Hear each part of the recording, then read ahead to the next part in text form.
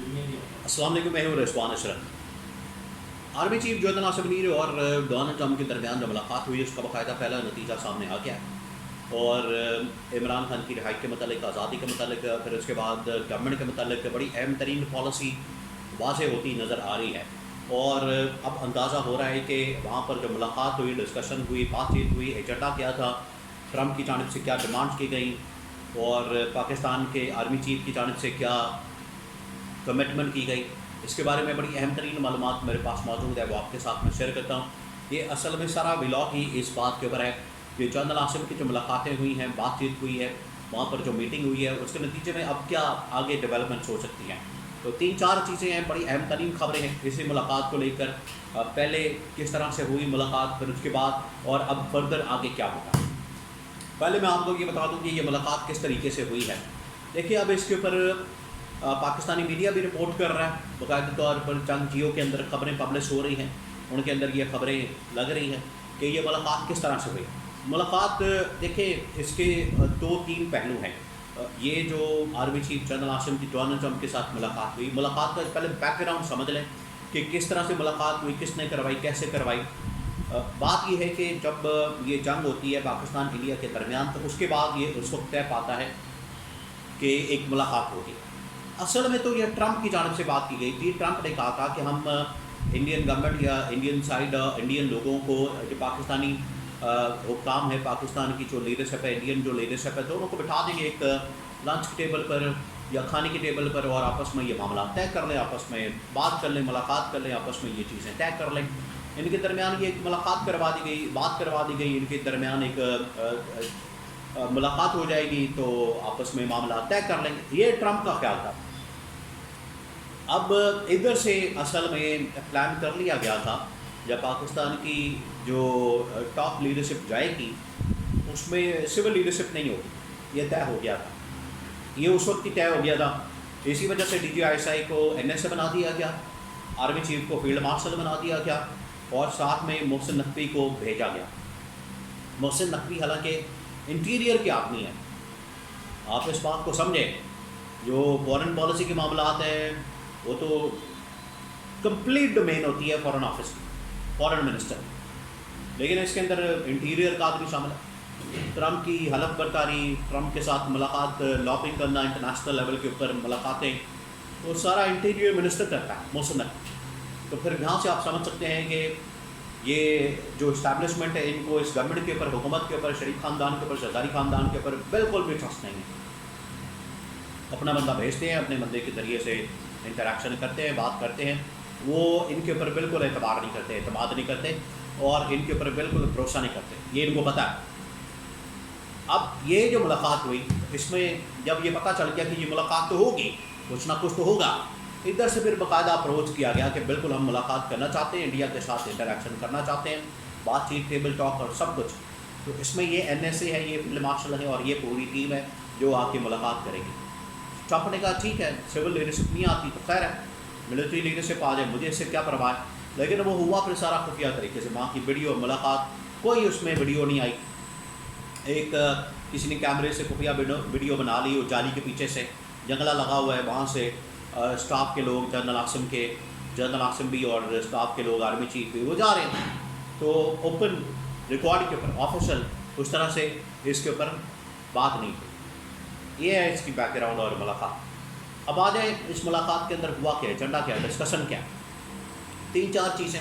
पाकिस्तान ने ज़ाहिर बात है अपना नुक्ता नज़र सबसे पहले सामने रखा। ट्रंप ने कहा होगा ठीक है, मैं सुन रहा हूँ आपकी बात, और उसमें एक इशू पाकिस्तान इंडिया, ये फर्स्ट इशू।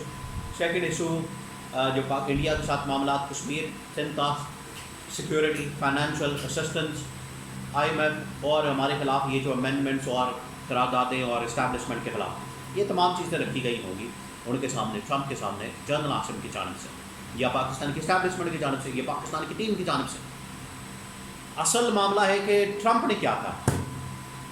ट्रंप ने फिर अपनी सारी गुजारिशात रखी और उनकी, ट्रंप की जो बातें प्रेस कॉन्फ्रेंस है उसको अगर आप सुने तो आपको अंदाज़ा होगा कि इसमें जो बात हो रही है, ट्रंप सिर्फ ये कह रहा है कि ईरान के मतलब वो बात कर रहा है सारी, कि ईरान के मतलब ये बड़े अच्छे तरीके से जानते हैं, समझते हैं।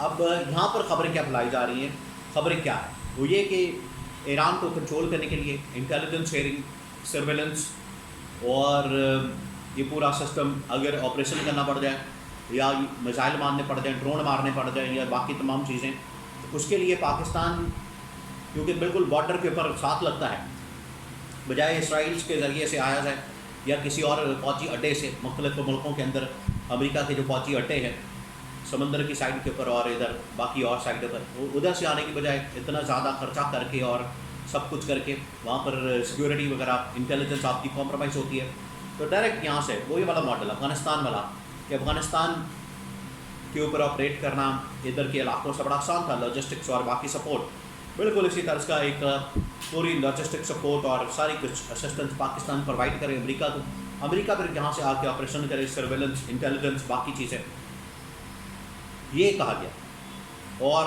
اس پر تھوڑا ٹائم مانگا گیا۔ اب یہ سارا کچھ چل رہا ہے، اور اس کے اوپر آپ دیکھیں کہ یہاں سے بارڈر سے کچھ معاملات، حرکت اور چیزیں موومنٹ کچھ سامنے آئی ہیں، وہاں پر کچھ انٹرنل معاملات کے حوالے سے پاکستان کے جو انٹرنل معاملات، پولیٹیکل اکنامک سچویشن، اسٹیبلٹی کے حوالے سے وہ بھی کہا گیا کہ اس کو میک شور کرے۔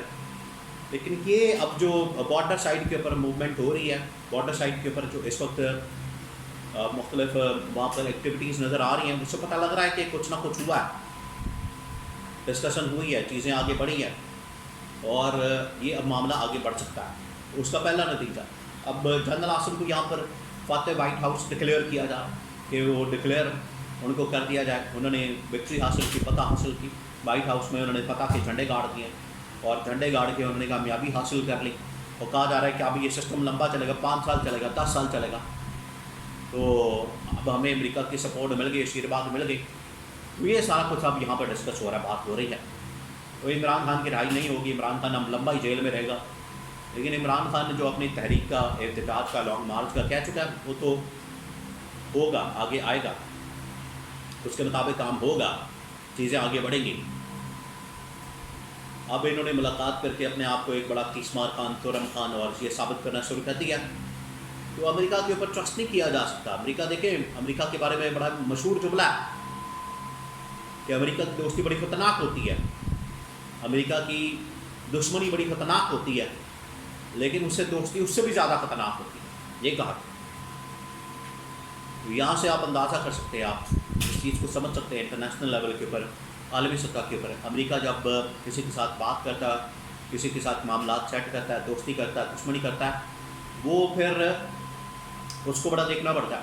اب یہاں پر کوئی ڈبل گیم ہوگی، ٹرپل گیم ہوگی یا کیسے چلا جائے گا، یہ آنے والے وقتوں میں پتہ چلے گا موومنٹ۔ اور اگر ایران پہلے خبردار کر چکا ہے کہ اگر ساتھ دیا گیا امریکہ کا ہمسایہ ملک کی جانب سے بارڈر کے پر یا کسی اور جانب سے، تو ان کے لیے بھی الرٹ ہے۔ تو یہ اب ان کو دیکھنا پڑے گا عالم اسلام کے اندر اپنی پوزیشن کیسے رکھتے ہیں، یا امریکہ کے ساتھ مل کر یہ کچھ مزید اس طرح کے کام کرتے ہیں۔